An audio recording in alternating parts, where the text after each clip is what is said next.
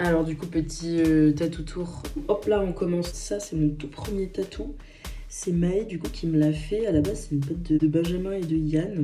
Et puis bon, on s'est rencontrés en soirée, ça a grave matché. Et comme c'est une baby tatoueuse, bah du coup je me suis dit je vais lui faire un peu de visibilité. Et puis j'aime trop ça en fait. C'est hyper important entre artistes de se serrer les coudes. Ça ressemble vachement à une aloe vera, même si je sais pas du tout si c'est ça. Mais en tout cas, c'est ce que j'appelle ma petite plante de la sérénité parce que elle arrivait à un moment dans ma vie où genre j'étais en full déprime et puis bah, j'étais en train de gérer pas mal de trucs dont ma rupture avec Antoine. Donc actuellement dans ma vie, je plante la petite graine de la sérénité et puis bah, ça deviendra une belle plante ou je deviendrai une belle plante si ce n'est pas déjà le cas. Hop hop hop, on enchaîne, on perd pas de temps.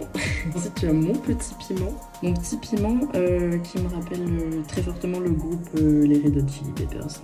C'est un groupe qui m'a beaucoup apporté en vrai dans ma vie et j'aime trop ce qu'ils racontent, j'aime trop leur vibe. Et puis ça me rappelle un petit peu maman qui écoute son gros rock bien alternatif. Ça fait partie de ma personnalité aussi, je pense que c'est quelque chose qu'elle m'a transmis indirectement et sans le vouloir. Mais ouais, je suis assez sensible à ce genre de musique là. Comment dire? Ça me rappelle que je dois gérer ma colère aussi, celui-là.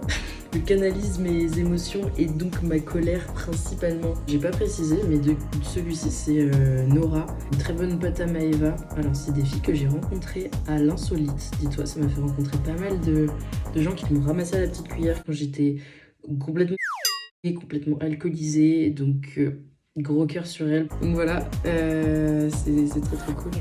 Hop, alors tu as le fameux cheval de guerre que j'aime beaucoup, mais genre beaucoup trop. Vraiment, il est incroyable. Il faut savoir que quand j'étais enfant, j'avais 7-8 ans, on avait une sortie au musée avec la classe. C'est là où je me suis rendu compte de l'importance de l'art en fait, et que ça pouvait être émotionnellement aussi fort que le cinéma, la lecture ou que sais-je. Je me rappelle qu'il y a un tableau au musée des Beaux-Arts d'Angers qui s'appelle L'Arabe pleurant son coursier. Tu vois un arabe en gros qui pleure son cheval mort au combat.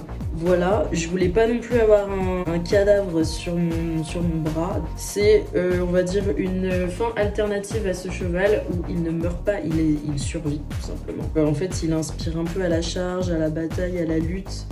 Et je suis en train de lutter moi-même contre mes propres démons. Voilà, puis bah, c'est un petit clin d'œil au fait que papa et maman ils m'ont payé 8 ans de cours d'équitation.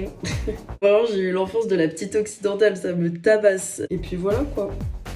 J'aime bien les chevaux aussi. Je trouve que c'est un animal noble. Et puis enfin celui-ci, le petit cheval évidemment, était fait par l'illustre Kiwi, très talentueux, vraiment.